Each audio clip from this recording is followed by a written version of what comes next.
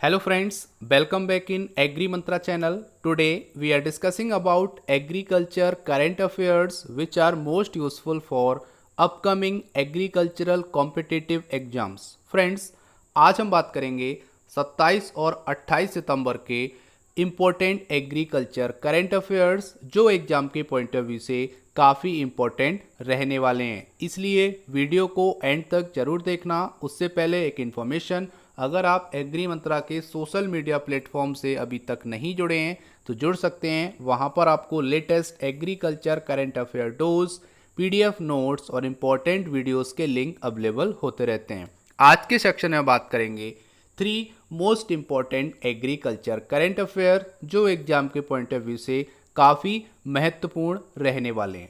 तो यहाँ पर पहली हेडलाइन है NCDC sanction 19,444 crore for kharif procurement 2020-21। तो यहाँ पे एनसीडीसी मतलब है national Cooperative Development corporation new Delhi ने सैंक्शन किए हैं लगभग 20,000 करोड़ रुपए जो कि खरीफ प्रोक्योरमेंट के लिए करे गए। तो जैसा कि आपको पता है कि खरीफ की प्रोक्योरमेंट स्टार्ट हो गई है स्टेट्स में, जिसके लिए अभी हाल ही में 19,444 करोड़ रुपए एनसीडीसी ने सैंक्शन किए हैं स्टेट्स को। तो जानेंगे इसके बारे में डिटेल में सारी इन्फॉर्मेशन, तो इसलिए वीडियो को एंड तक जरूर देखना। Second important current affair, president Ramnath Kovind give assent to 3 farm bill on 27 September 2020। तो 27 सितंबर को हमारे प्रेजेंट के राष्ट्रपति रामनाथ कोविंद जी ने मंजूरी दे दी है 3 फार्म बिल्स को। जैसा कि आपको बताया, लोकसभा से फिर राज्यसभा से पास होने के बाद फाइनली प्रेसिडेंट की मंजूरी मिल गई है इन बिल्स को, और ये ऑल ओवर द इंडिया विधेयक के रूप में पारित हो गए। इतना आपको पता रखना है। इससे रिलेटेड जो इंपॉर्टेंट क्वेश्चन होंगे वो हम आने वाली स्लाइड में डिस्कस करेंगे। Third important current affair, early procurement of paddy rice in the all remaining state from today. Department of food and public distribution ने यहाँ पे एक नोटिस जारी किया है और उन्होंने बोला है कि इस बार जो अर्ली प्रोक्योरमेंट हो रहा है राइस का और पैडी का, तो इसलिए जितने भी आपकी रिमेनिंग स्टेट हैं उनका भी यहाँ पे खरीफ प्रोक्योरमेंट स्टार्ट कर दिया जाए आज से। मतलब 28 सितंबर से स्टार्ट हो चुका है बाकी रिमेनिंग स्टेट में। तो जानेंगे इससे पहले किन किन स्टेट में प्रोक्योरमेंट स्टार्ट हुआ है और बाकी कौन सी स्टेट हैं जहाँ पर 28 सितंबर से खरीफ क्रॉप का प्रोक्योरमेंट स्टार्ट हो गया है। ठीक है, चलिए शुरू करते हैं। सबसे पहले बात करेंगे तो एनसीडीसी ने सैंक्शन किए हैं 19,444 crore rupees for kharif procurement 2020-21। तो यहाँ पर है कि जो एनसीडीसी है ये एक आपकी एपेक्स फाइनेंसिंग ऑर्गेनाइजेशन है जो कि एग्रीकल्चर मिनिस्ट्री की है। इसने सैंक्शन किए हैं लगभग 19,444 करोड़। ठीक है, आगे यहाँ पे बोला गया है the first instalment, as a first instalment यहाँ पे सबसे पहले छत्तीसगढ़ के लिए गई है, फिर हरियाणा और तेलंगाना। ये 3 स्टेट ऐसे हैं जहाँ पर सबसे पहले एनसीडीसी की तरफ से इंस्टॉलमेंट सेंड की गई है, ट्रांसफ़र की गई है फॉर खरीफ प्रोक्योरमेंट। ठीक है, खरीफ में जो पैडी प्रोक्योर हो रहा है इस सीजन में उसके लिए under MSP minimum support price operation. तो जैसा कि आपको पता है सरकार ने एमएसपी घोषित किया था खरीफ 2020 के लिए, जिसके तहत यहाँ पे खरीफ क्रॉप की प्रोक्योरमेंट स्टार्ट हो चुकी है। यहाँ पे अगर हम बात करेंगे तो यहाँ बोला गया है this would be used by the state और स्टेट मार्केटिंग फेडरेशन। तो ये जो मनी है जो सैंक्शन की गई है ये स्टेट के द्वारा और स्टेट मार्केटिंग फेडरेशन के द्वारा यूज में लाई जाएगी, जिससे वो खरीफ प्रोक्योर कर पाएंगे अपने अपने स्टेट से। ये यहाँ पर कहना है कोऑपरेटिव ऑर्गेनाइजेशन का। अब यहाँ पे बात आती है एनसीडीसी की, थोड़ा सा आपको पता होना चाहिए, यहाँ से भी क्वेश्चन बन सकता है। तो एनसीडीसी जो फाउंड हुई थी 13 मार्च, ठीक है 13 मार्च 1963 में ये फॉर्म हुई। इसका हेडक्वार्टर है न्यू दिल्ली में।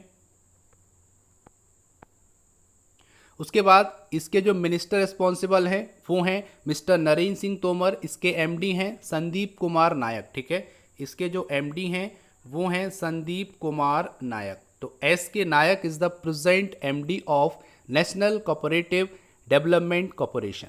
आगे अगर हम बात करेंगे तो इसकी जो पेरेंट डिपार्टमेंट है वो है ministry of agriculture and farmers welfare. अब यहाँ पे आगे चलते हैं, थोड़ा सा और जान लेते हैं। तो यहाँ पर है Chhattisgarh get the highest amount. तो जो अमाउंट इस बार सैंक्शन किया है 19,444 करोड़ का, जिसमें से सबसे ज़्यादा जो अमाउंट सैंक्शन किया गया है वो छत्तीसगढ़ स्टेट को किया गया है। 9,000 करोड़ रुपए सैंक्शन किए गए हैं छत्तीसगढ़ स्टेट को, ठीक है। देन उसके बाद तेलंगाना को किए गए 5,500 करोड़, और उसके बाद हरियाणा को किए गए 5,444 करोड़। तो इस तरह से जो आपका 19,444 करोड़ रुपीज़ है वो 3 स्टेट में as a instalment amount transfer किया गया है। आगे बात कर लेते हैं। तो सेंटर ने जो एमएसपी फिक्स किया है पैडी के लिए वो किया है, कॉमन वैरायटी की बात करेंगे तो 1868 रुपीज़ पर क्विंटल यहाँ पे डिसाइड किया गया है as a MSP for common variety. और अगर ग्रेड ए वैरायटी की बात करेंगे तो 1888 रुपीज़ पर क्विंटल यहाँ पे इस करेंट ईयर के लिए पैडी का एमएसपी डिसाइड किया गया है। आगे यहाँ पर बोला गया है जो गवर्नमेंट ने टारगेट इस बार सेट किया है वो किया है पंजाब स्टेट के लिए 113 लाख टन राइस प्रोक्योर करने का, हरियाणा के लिए 44 लाख टन राइस प्रोक्योर करने का, और अगर ऑल ओवर द इंडिया की बात करेंगे तो जो पैडी का टारगेट है वो है 495.37 लाख टन, ठीक है। तो यहाँ पे 495.37 लाख टन प्रोक्योर करना है all over the India paddy को, ठीक है। इतना आपको याद रखना है इस इंपॉर्टेंट करंट अफेयर से। उम्मीद करते हैं यहाँ तक आपको समझ में आया होगा। अब यहाँ पे एमएसपी की बात आई है तो इससे रिलेटेड कुछ क्वेश्चन है जो आपके एग्जाम में पूछे जाते हैं, वो भी हम डिस्कस कर लेते हैं। तो सबसे पहले एमएसपी को रिकमेंड कौन करता है, तो वो करता है CACP, ठीक है, जो आपका फॉर्म हुआ 1985 में। इससे पहले इसका जो नाम था वो क्या था, APC एग्रीकल्चर प्राइस कमीशन, जो आया था 1965 में, ठीक है। और जो अप्रूवल देता है वो देता है CCEA, ठीक है। कुछ आइडिया है जो आपके माइंड में होनी चाहिए, मैं आपको याद करा दे रहा हूँ। CCEA मतलब है cabinet committee on economic affair, ठीक है, जो चेयर करते हैं प्राइम मिनिस्टर। जो प्रेजेंट के PM होते हैं वो उसको चेयर करते हैं। तो प्रेजेंट में नरेंद्र मोदी जी CCEA के चेयरमैन हैं। उन्हीं की चेयरमैनी में यहाँ पे जो भी अप्रूवल लिए जाते हैं, तो इसीलिए यहाँ पर जो MSP का अप्रूवल मिलता है वो CCEA के थ्रू मिलता है। इतना आपको पता रखना है इस इंपॉर्टेंट करंट अफेयर से। उम्मीद करते हैं यहाँ तक आपको समझ में आया होगा, वीडियो हेल्पफुल लग रही होगी।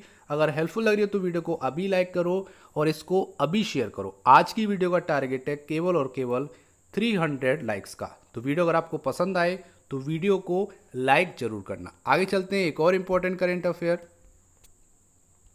President Ramnath Kovind give assent to 3 farm bill on 27 September 2020। तो 27 सितंबर को हमारे प्रेजेंट के राष्ट्रपति रामनाथ कोविंद जी ने मंजूरी दे दी है जो 3 बिल पास हुए हैं लोकसभा से देन राज्यसभा से।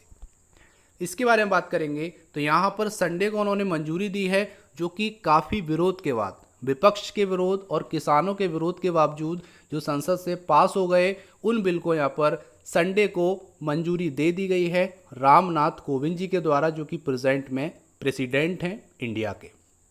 यहाँ पर जो 3 बिल हैं उनके बारे में थोड़ा सा डिस्कस करेंगे। पहला बिल है the farmer produce trade and commerce bill 2020। दूसरा है the farmers agreement of price assurance and farm service bill 2020।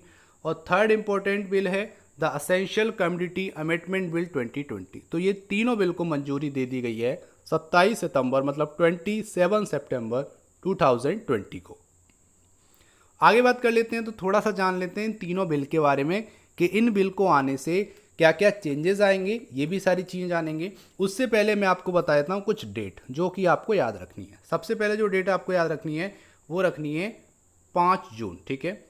उसके बाद आपको याद रखनी है 17 सितंबर, उसके बाद आपको 20 सितंबर, उसके बाद 22 सितंबर और देन उसके बाद आपको 26 सितंबर याद रखनी। अब मैं जल्दी से आपको बता देता हूँ।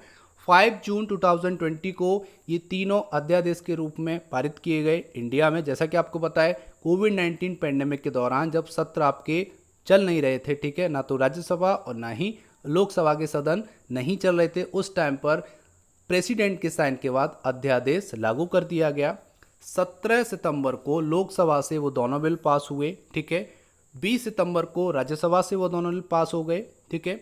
और 22 सितंबर को जो तीसरा वाला बिल है the essential community amendment bill वो भी पास हो गया। और 26 सितंबर को फाइनली प्रेसिडेंट रामनाथ कोविंद जी को साइन किया उन्होंने संडे को, और यहाँ पर फाइनली मंजूरी मिल गई उन तीनों बिल को। ठीक है, तो इस टाइप से आपको ये जो डेट हैं वो आपको याद रखनी है, यहाँ से क्वेश्चन आ सकता है, इसीलिए मैंने आपको एक बार रिमाइंड कराया। ठीक है, अब चलते हैं। तो यहाँ पर जो आपका पहला बिल है the farmer produce trade and commerce bill 2020, इसके थ्रू यहाँ पे क्या होगा, aim to permit the sale of agricultural produce outside the mandi regulated by the agriculture produce marketing committee, जिसको एपीएमसी बोलते हैं, constituted by different state legislation. तो यहाँ पर बात हो रही है कि विभिन्न राज्य विधानों द्वारा गठित कृषि उपज विपणन समिति, जिसको एपीएमसी के नाम से जानते हैं, उसके द्वारा विनियमित मंडी के बाहर कृषि उपज की बिक्री की अनुमति देता है। ठीक है, ये जो बिल है वो एपीएमसी के बाहर जितनी भी आपकी प्राइवेट मंडी हैं या फिर आपके एक्सपोर्टर्स हैं, रिटेलर्स हैं, उनको कृषि उपज बिक्री करने की अनुमति देता है, तो वो इजीली वहाँ से खरीद सकते हैं।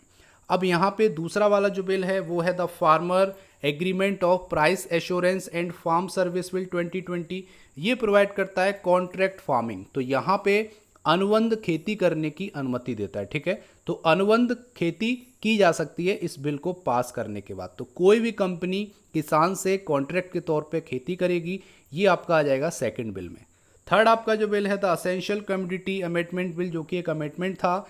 इसके लिए यहाँ पे जो बिल आ गया है उससे होगा क्या कि अनाज, दाल, आलू, प्याज और खाद्य तिलहन जैसे खाद्य पदार्थों के उत्पादन, आपूर्ति, वितरण से नियंत्रण हटाने की अनुमति देता है। तो यहाँ पर गवर्नमेंट ऑफ इंडिया का इन मेन असेंशियल कम्युनिटी से नियंत्रण हट जाएगा, मतलब हट चुका है, ये बिल पास हो गया है। अब इनके नियंत्रण पे, वितरण पे, आपूर्ति पे, उत्पादन पे गवर्नमेंट ऑफ इंडिया का कोई भी रेगुलेशन, कोई भी नियंत्रण नहीं रहेगा। तो ये आपके तीनों बिल हो गए, और उससे रिलेटेड जो इम्पैक्ट है, जो फ्यूचर में इनका प्रभाव पड़ेगा, वो मैंने आपको बताया। तो उम्मीद करता हूँ यहाँ तक आपको करंट अफेयर समझ में आया होगा। आगे चलते हैं, उससे पहले अगर आपने वीडियो लाइक नहीं किया तो जल्दी से लाइक कर दीजिए। एक आपका लाइक हमको मोटिवेट करता है और जल्दी ही आपके लिए बहुत अच्छा कंटेंट लाने की यहाँ पर हमारी कोशिश रहती है। यहाँ का लास्ट और important current affair, early procurement of paddy rice in all remaining state from today. तो आज से जितने भी स्टेट रिमेनिंग थे, जो शेष राज्य थे, वहाँ पर भी खरीफ में पैडी की जो प्रोक्योरमेंट है वो स्टार्ट कर दी गई है। जान लेते हैं इसके बारे में। तो यहाँ पर है the department of food and public distribution, उसने अलाउ कर दिया है कि जितनी भी रिमेनिंग स्टेट हैं, ठीक है, उनकी जो प्रोक्योरमेंट है खरीफ मार्केटिंग सेशन 2020-21 की, वो इफेक्टिव हो जाएगी 28 सितंबर 2020 से। मतलब है यहाँ पे 28 सितंबर 2020, मतलब आज से खरीफ की procurement all over the India effective हो गई है, स्टार्ट हो गई है। आगे यहाँ पे बोला गया है the commencement of procurement period in respect of Kerala from 21/9। तो 21 सितंबर से केरला में प्रोक्योरमेंट स्टार्ट हो चुका था, और पंजाब और हरियाणा में 26/9 मतलब 26 सितंबर 2020 से स्टार्ट हो गया, जो कि हमने आपको वीडियो में बताया था। रिमेनिंग जितनी भी स्टेट हैं उनका यहाँ पर एमएसपी पे स्टार्ट हो जाएगा 28 सितंबर, मतलब आज से जो रिमेनिंग स्टेट थे वहाँ भी वीट का प्रोक्योरमेंट गवर्नमेंट ऑफ इंडिया करना शुरू कर देगी एट एमएसपी। जो भी एमएसपी डिसाइड किया गया इस बार, उस एमएसपी रेट पे वहाँ से भी जो पैडी है, धान है, उसकी खरीद स्टार्ट हो चुकी है। आगे यहाँ पे बात कर लेते हैं, the central has fix MSP for common variety paddy. तो जैसा कि आपको पता है पैडी के लिए 1868 रुपये पर क्विंटल डिसाइड किया गया है, जो कि आपका कॉमन वैरायटी रहेगी, और ग्रेड ए वैरायटी के लिए 1888 रुपीज़ पर क्विंटल यहाँ पे डिसाइड किया गया है एमएसपी ऑफ पैडी। आगे यहाँ पे बोला गया है, जो कि अभी मैंने आपको बताया था, कि पंजाब के लिए जो टारगेट सेट किया गया है प्रोक्योर करने का वो है 113 लाख टन, ठीक है, और यहाँ पे हरियाणा के लिए 44 लाख टन पैडी प्रोक्योर करने का टारगेट सेट किया गया है। ऑल ओवर द इंडिया की बात करेंगे तो यहाँ पर है 495.37 लाख टन, तो जो कि ऑल ओवर द इंडिया से पैडी टारगेट है, ठीक है, पैडी को प्रोक्योर करने का टारगेट सेट किया गया है गवर्नमेंट ऑफ इंडिया के द्वारा। और जैसे कि अभी आपको पता है कि एनसीडीसी, ठीक है, नेशनल कोऑपरेटिव डेवलपमेंट कॉरपोरेशन ने 19,444 करोड़ रुपए सैंक्शन कर दिए हैं 3 स्टेट के लिए, जिसमें आपके छत्तीसगढ़ है, ठीक है, उसके बाद आपका हरियाणा है, और एक और स्टेट है। तो इन तीनों स्टेट के लिए यहाँ पे जो मनी है वो सैंक्शन कर दी गई, तो वहाँ से जो भी पैडी की खरीफ होगी वो डायरेक्टली किसानों को दे दी जाएगी। तो सारी चीज़ें किसानों को दी जाती हैं। जैसे एमएसपी का मतलब ही ये होता है कि उनको वहाँ पर नगद राशि प्रदान की जाती है, तो प्रदान की जाएगी। लेकिन जो आपको याद रखना है कि एनसीडीसी ने भी हाल ही में लगभग 20,000 करोड़ रुपए सैंक्शन किए हैं 3 स्टेट को, ठीक है। इतना आपको पता रखना है इंपॉर्टेंट करंट अफेयर से। उम्मीद करते हैं यहाँ तक आपको करंट अफेयर समझ में आई होगी और हेल्पफुल लगी होगी। अगर हेल्पफुल लगी है तो वीडियो को अभी लाइक करो, और आज का जो टारगेट है 300 लाइक्स का, उसको भी आप फुलफिल कीजिए। और ये पॉसिबल होगा केवल आपकी सपोर्ट से, तो एक लाइक आपकी तरफ से बनता है। अब चलते हैं आज के प्यारे से क्वेश्चन की तरफ। उससे पहले बात करेंगे पिछले वीडियो में पूछे गए क्वेश्चन के आंसर के बारे में। तो क्वेश्चन था, which country is the largest producer of dragon fruit. तो यहाँ पर बात हो रही थी कि पूरे वर्ल्ड में कौन सा कंट्री है जो सबसे ज़्यादा ड्रैगन फ्रूट प्रोड्यूस करता है एनुअली। इसका आंसर है वियतनाम। तो Vietnam is currently the biggest producer and exporter of dragon fruit. अब चलते हैं आज के प्यारे से क्वेश्चन की तरफ। क्वेश्चन है, इंडियाज फर्स्ट किसान rail service was started from which day. तो आपको आंसर देना है भारत की पहली किसान रेल सर्विस, या बोल सकते हो भारत की पहली किसान रेल सेवा किस दिन से शुरू हुई थी। इसका सही आंसर आपको कमेंट बॉक्स में लिख के भेजना है। उम्मीद करते हैं इस सवाल का आंसर आपको आता होगा, तो जल्दी से टाइप कीजिए आंसर और भेज दीजिए हमारे चैनल पर। हम आपके वैल्यूएबल कमेंट का बेसब्री से इंतजार कर रहे हैं। तो ये था आज का इंपॉर्टेंट सेशन। उम्मीद करता हूँ सेशन पसंद आया होगा, हेल्पफुल लगा होगा। अगर हेल्पफुल लगा तो वीडियो को लाइक ज़रूर करके जाना। इसका पीडीएफ आपको हमारे टेलीग्राम चैनल और व्हाट्सएप ग्रुप में मिल जाएगा, जिसकी लिंक डिस्क्रिप्शन बॉक्स में दे दी है। So thank you for watching. जय हिंद, जय भारत।